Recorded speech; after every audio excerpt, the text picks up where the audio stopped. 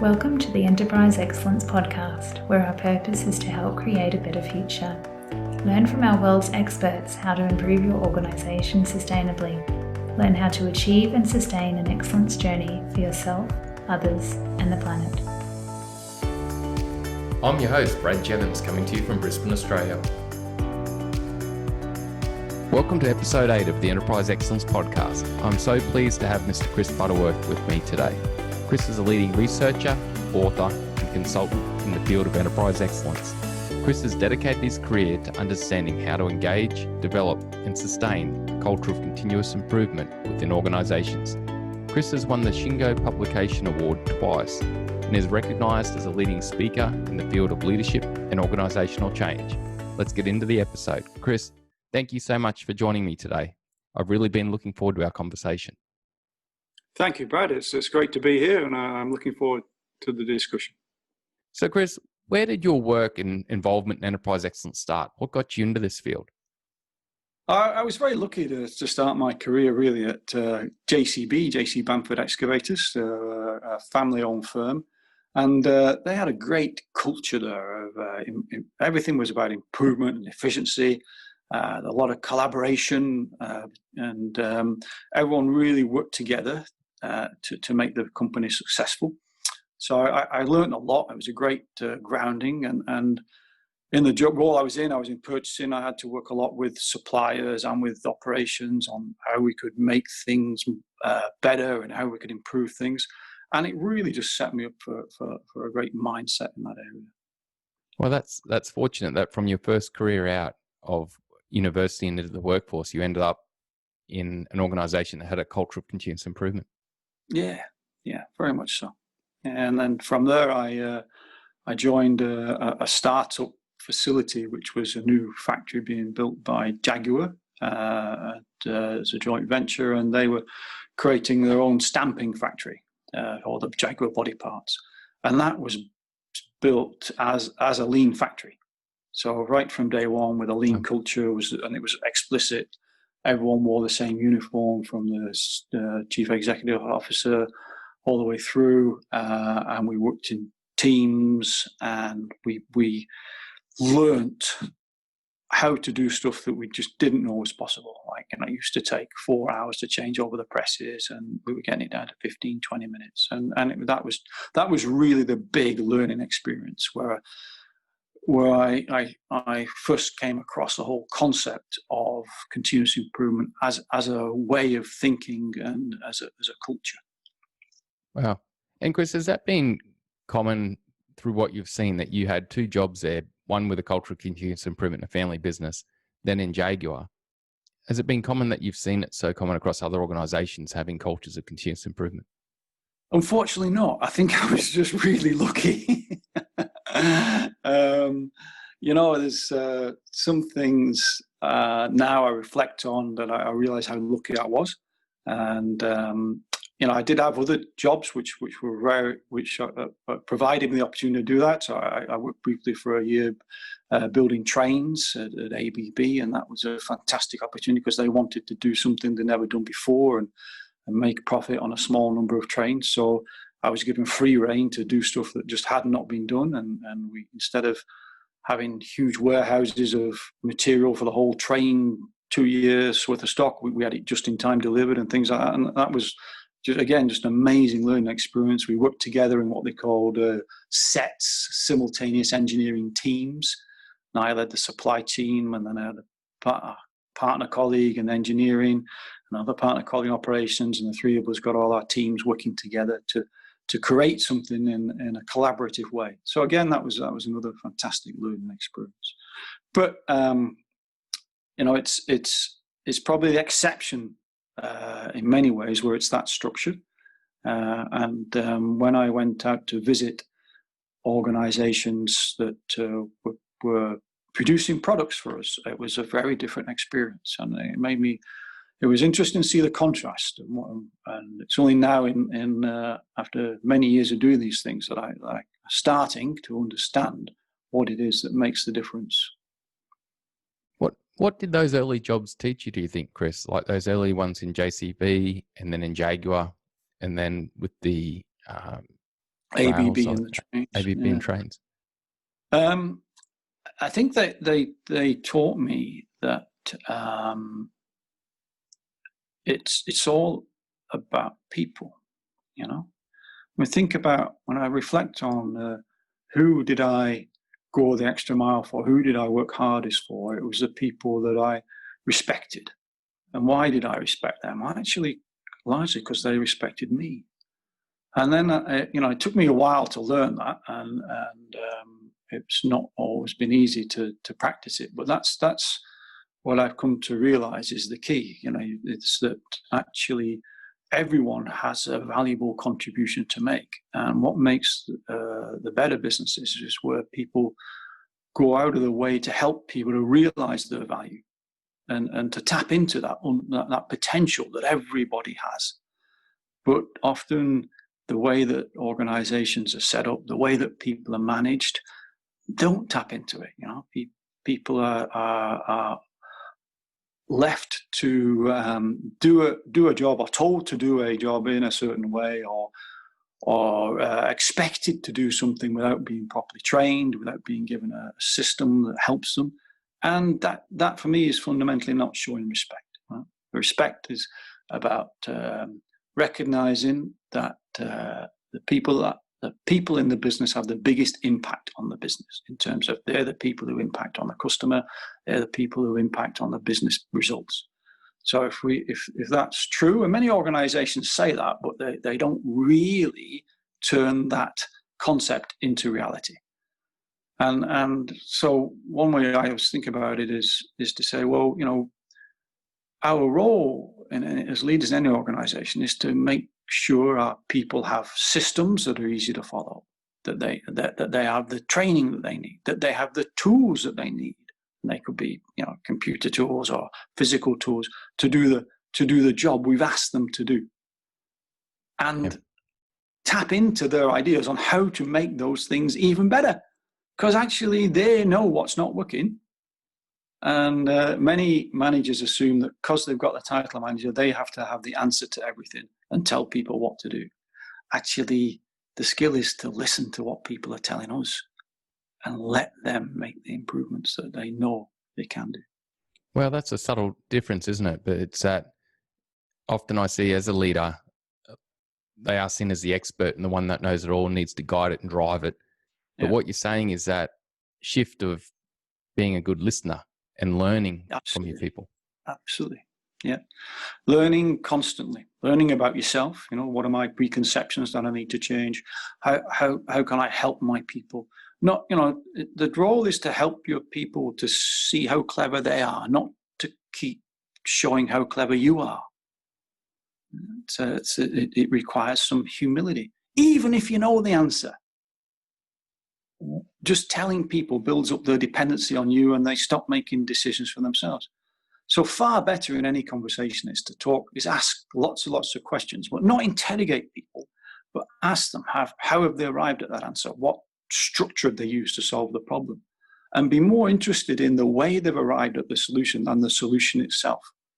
Because you want to work on the thinking, not on necessarily as much on the actual outcome itself. Wow. So what you're saying, Chris, is that by listening to people and then asking them questions to help them think and explore ideas themselves, you're helping them grow and develop, and you're stopping them becoming dependent on you. Absolutely. Yeah. And I like to think of people talk about a key tool being Gemba walks, which it is. So Gemba, going to the point of activity and observing, but increasingly I see people doing them as audits. I'm going to go and check on people. Well, that's not really the intent.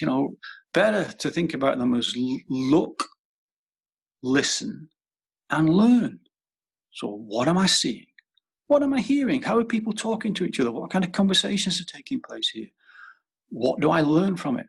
What do I learn about how well our systems are designed to help our people do a good job?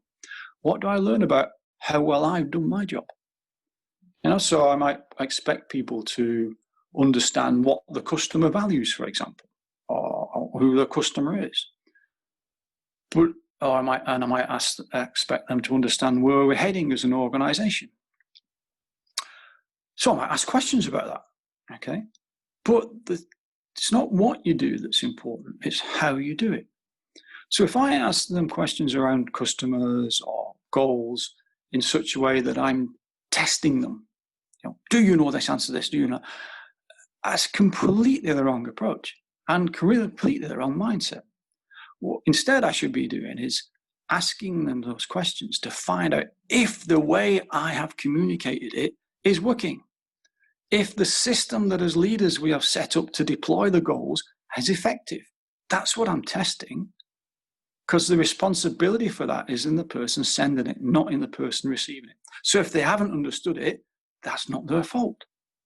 And that's a whole shift in mindset that's required to develop a culture of continuous improvement, which says, if people aren't doing the job that we need them to do, why not? What have we got to do to help them to do that job? Yeah, wow. So it's looking at the systems and asking questions in a way that's not interrogation that comes across as if you're blaming a person or trying to interrogate a person. It's more truly trying to understand, is the system and business and culture working in the right way? Absolutely. Yeah.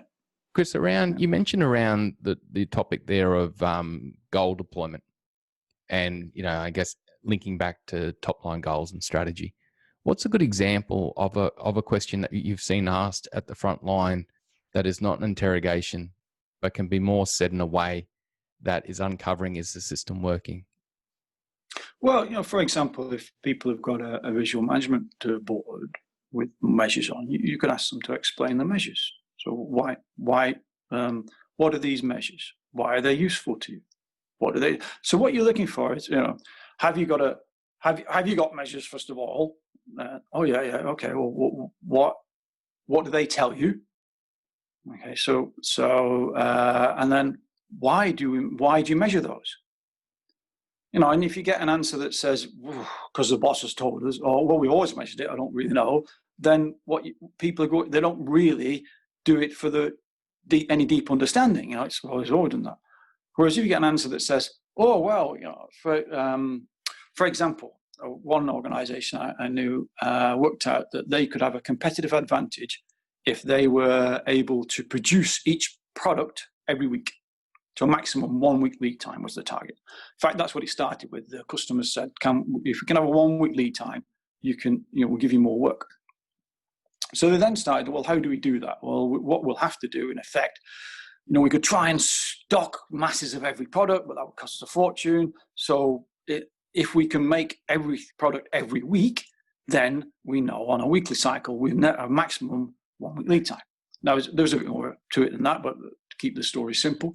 So then they said to guys, okay, well,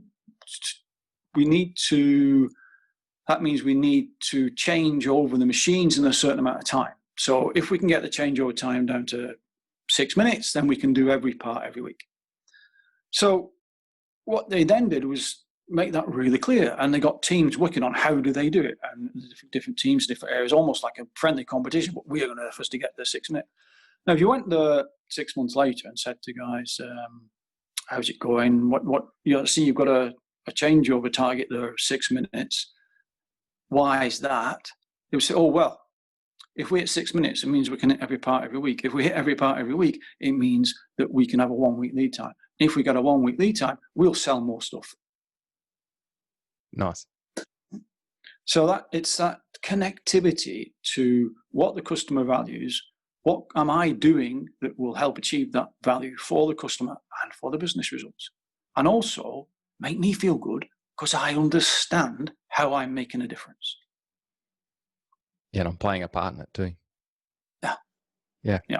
Chris, what were the moments through your career that started to highlight these subtle differences to you? So that difference that leaders approach people not as the expert, but they approach to listen, learn, and help people grow.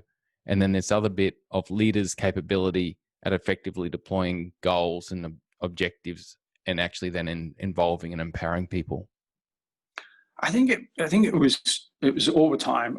It wasn't something that I just had an epiphany over. To be honest, it took me quite a while to realise what it was and learning it and observing different things.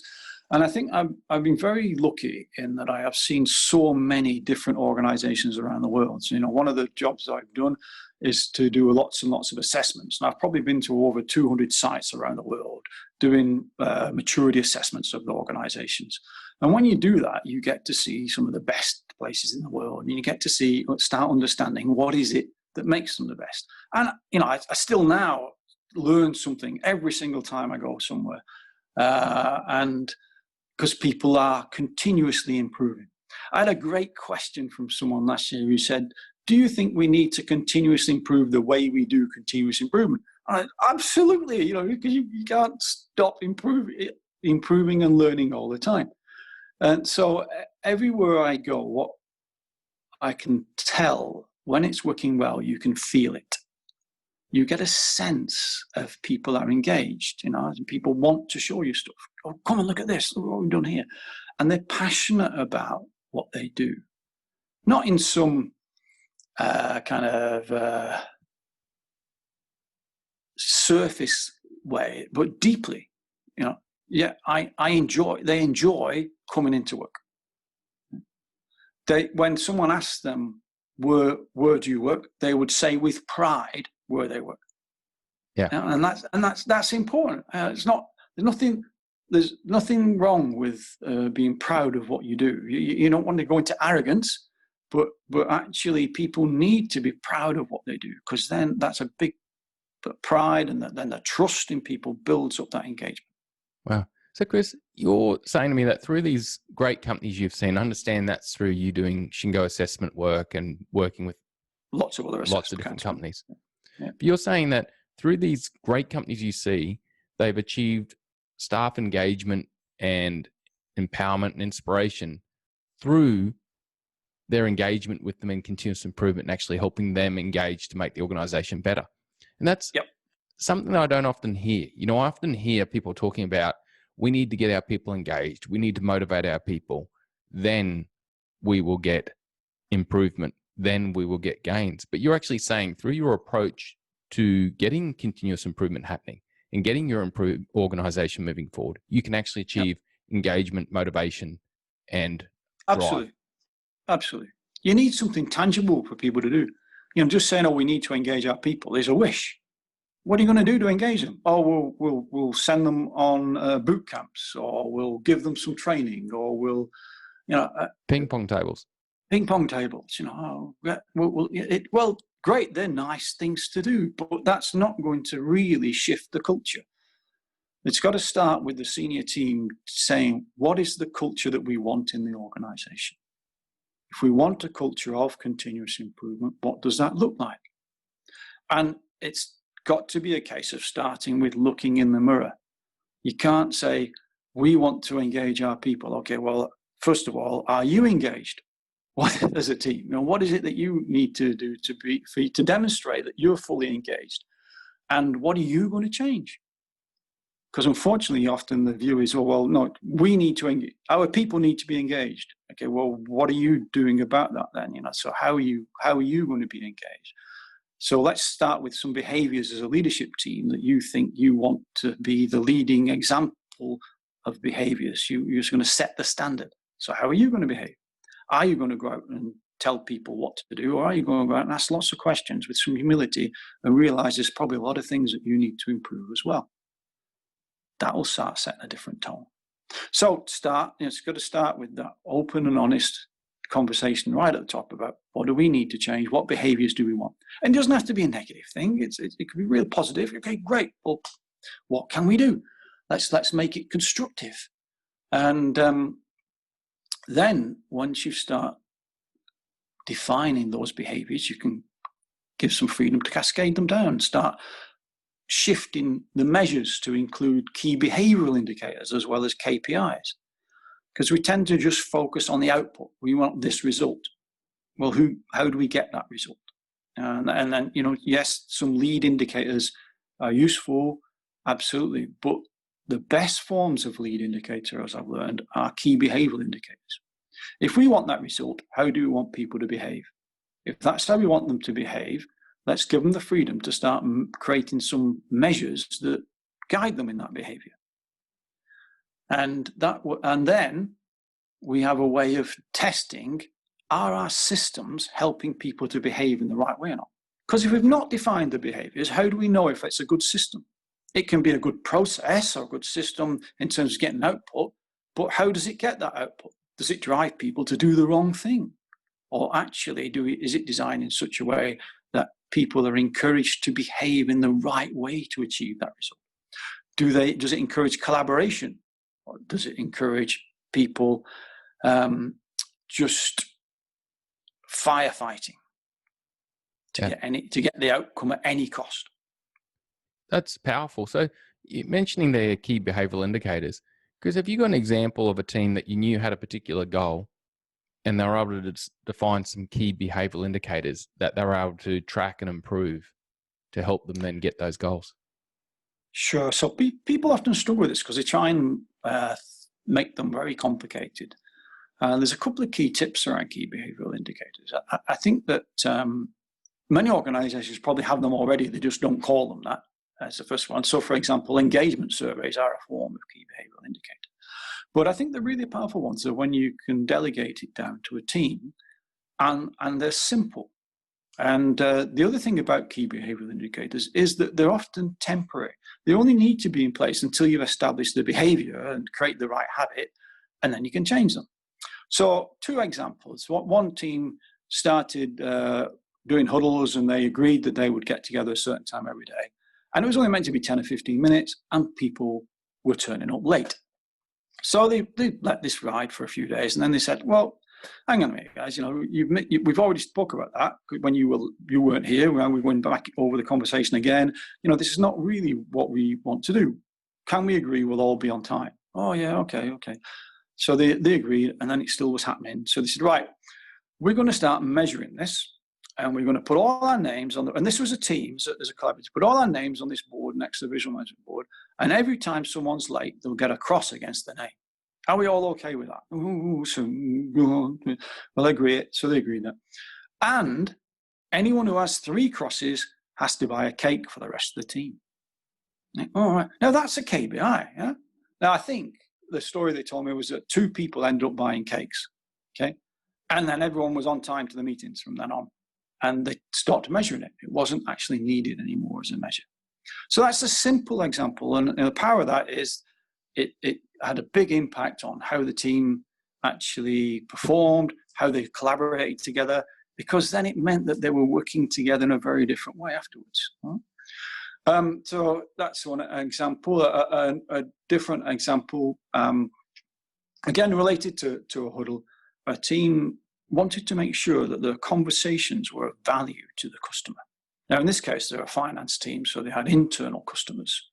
And what they decided to do, once the process had been running a while, they once a week invited a representative from their customers to visit the huddle and observe the huddle. And at the end of the meeting, they would say to that representative, did we discuss the things that are important to you or not? Yes or no? If the answer is yes, they've got that as a question on the visual management board, put a green sticker on it. If the answer is no, put a red sticker on it. In either case, if it's red, say, well, what did we not talk about? And if it's green, say, well, what is it that you really valued in what we discussed? Now, why is that a KPI? Well, because what it's doing is influencing the conversation and the way they behave at the meeting. So the behavior is, are we focused on the things that are important to our customers? Or are we just looking inward at ourselves?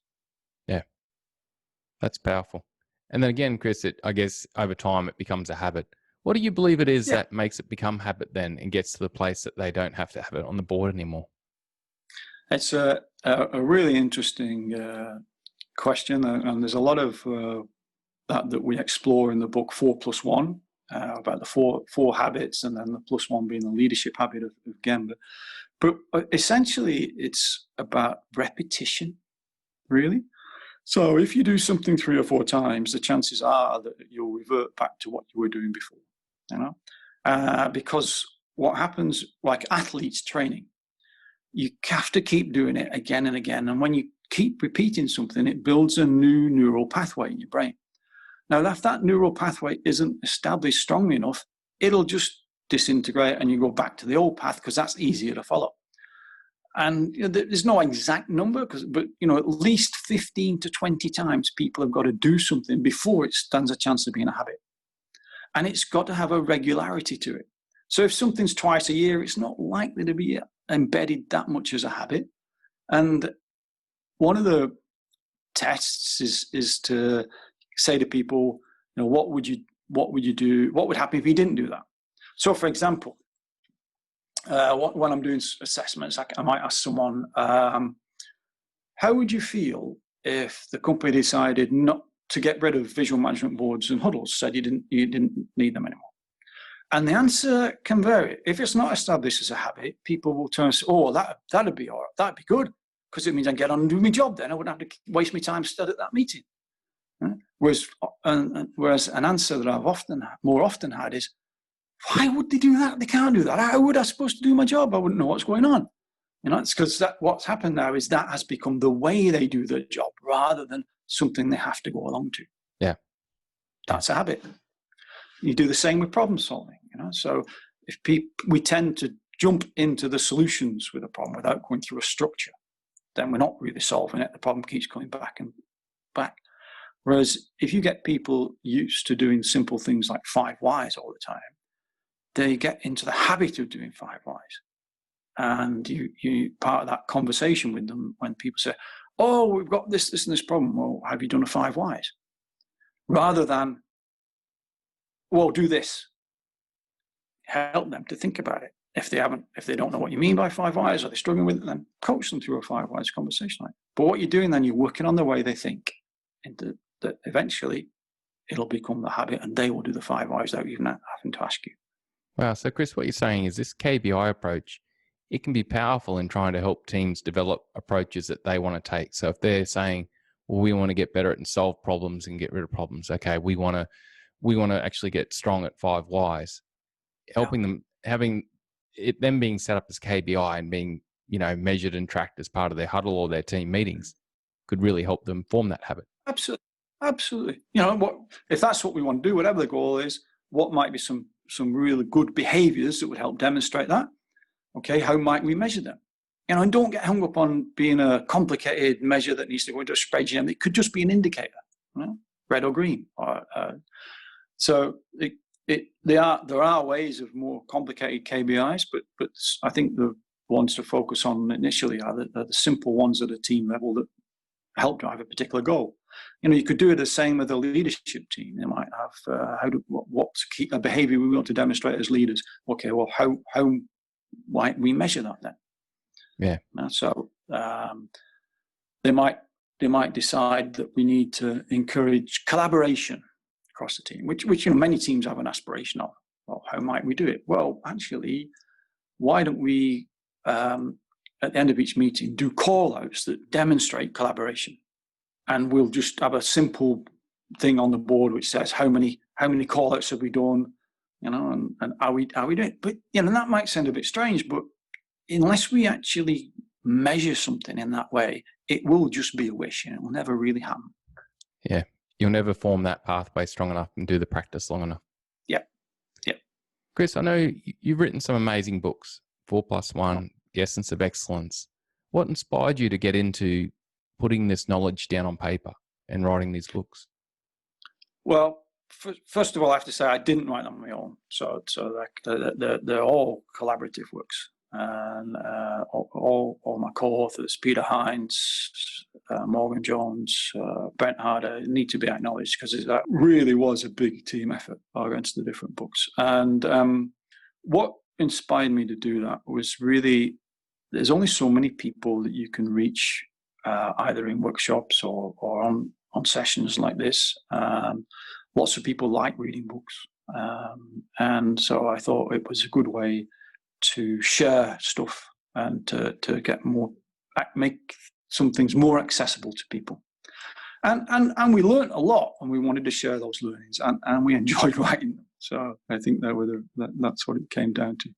Well, so it's the ability of a book to have mass coverage and get knowledge out to a broader audience than what you can do as a physical person going company to company. Yeah, that was the main reason for me. That's a good driver, Chris. That's impressive. Good.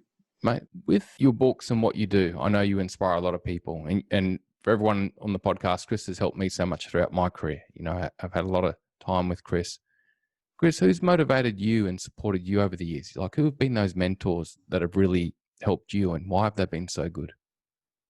I think I was very fortunate to have some great managers throughout my career. So all the managers that I worked for at JCB and then at Jaguar, they all inspired me to do better and to learn. I learned a lot from them. And they also gave me the safety to try things and make mistakes and learn from them. So I think that's important. And then Peter Hines has been a fantastic colleague and friend for over 25 years now, and has been a great inspiration for many things. So, but then lots of people in the Shingo Institute as well. So many people, to be honest. Every person I meet, I think I learn something from. Yeah, I can understand that, especially if you're going to learn. Look, see, learn. Yeah. Chris, what is it that we've covered some topics today, and we've been talking about leaders that go and ask questions to understand rather than tell and dictate and have all the answers. Leaders who help people set goals, but then help people develop their KPIs and the things they're going to improve and really strive for to achieve those goals. What are the key things that actually help companies make that happen and get that in place and part of their culture? And then these organizations that you're talking about where it just seems to struggle and it doesn't happen. What's the difference between those? Good question. I think it has to start with a mindset of the leaders. And one way perhaps to think about it is to say, as a provocation to a leadership team, so who is it that knows what's not working well in the organization? Who is it that knows it could work better than it is? And they'll often very quickly say, the people doing the job know best, they know what's working. And then you say, well, who is it that's making all the decisions about what needs to get improved? And they'll look at each other, well, we are. So, well, you kind of spot the problem then, because you often hear people say, this thing has come down, we've got to do it this way now. That'll never work. Why have they done that? And that's a classic sign of people not being listened to. So I think what makes the difference is to show humility and to show respect. Create a respectful workplace, create a safe environment for people to work in, respect them for what value they can bring, respect them by giving them the right tools, respect them by giving them good systems to work with. And they'll respect you back, and they'll respect the organization, and they'll give more as a consequence. So what makes the difference is a lack of arrogance. Yeah. So where arrogance rules at any level, you get disengaged people. I know best, just do what I tell you to do. People switch off. Yeah. You don't get anywhere near the level of engagement, which means you don't get anywhere near the level of contribution that they can bring. So I think humility in terms of recognizing that creating an environment where people feel valued and feel that they're making a difference and they can contribute makes a great business. Yeah, and that's interesting. So it's an interesting way to look at it, that what you don't want to see is arrogance, because arrogance leads to all the negative outcomes that can happen in an organization. What you do want to see is respect, humility for people, and that brings out the positive outcomes that happen in these great organizations that you've seen. Absolutely. Yeah. Well, that simplifies it pretty easily, doesn't it? It sounds simple, but is it simple? No, I think unfortunately it's not, because there's a few things get in the way. Ego is one of them that gets in the way.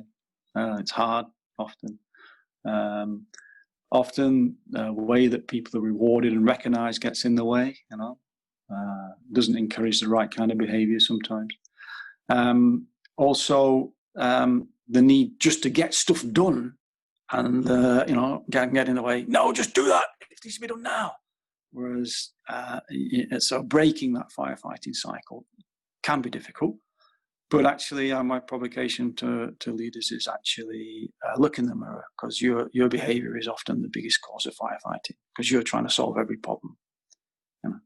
Yeah. Engage your people in coming up with the solutions and let them get on with it. And you're right. If a leader's solving every problem, every monkey's on their back, so they're overburdened, they're firefighting like crazy, and then they're driving that behaviour into the company. And you're getting a vicious cycle downwards then. Yeah, wow. That's insightful. Chris, what are you focused on now? Like, we've covered the career, the assessments you do, the insights you've had, and thank you for sharing that knowledge. I know a lot of that knowledge is in your books, 4+1 and The Essence of Excellence. Like, I've read them and enjoyed them, but I've gained extra knowledge today too. What are you focused on now for the future?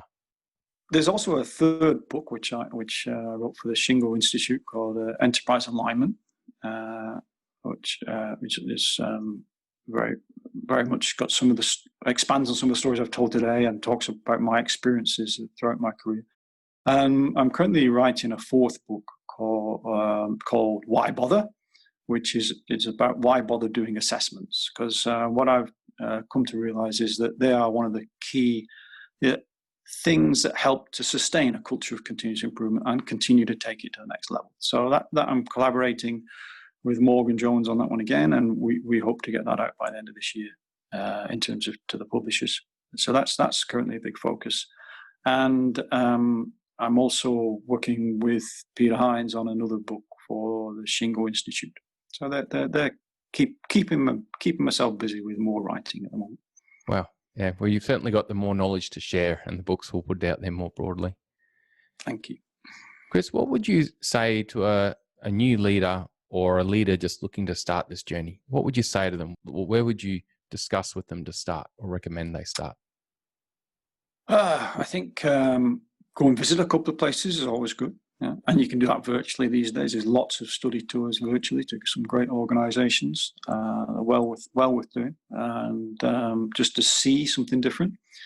I think start with asking yourself what would make it a great place to work for you. Yeah? Well, how would you like it to feel every time you come into work? Yeah. And then, what's the culture you would like? What's the behaviours you'd like to see? Start behaving in the way that you think will create the right culture. Lead by example. Yeah, that's powerful. And Chris, how can people reach out to you? If people want to get in touch with you and learn more or connect and discuss more, how can they reach out to you? I've got a website, cbenterpriseexcellence.com. You can email me from there, or even easier, just link into me. I'm pretty active on LinkedIn, so I'm sure you'll be able to find me there if anyone wants to reach out. Yeah, well, Chris, thank you so much, Chris. I really enjoyed the conversation, and thank you for helping us to create a better future through all the work you're doing. Well, thank you, Brad. It's been a real pleasure, and thank you very much for the opportunity. Cheers, Chris. What a great episode with Chris Butterworth.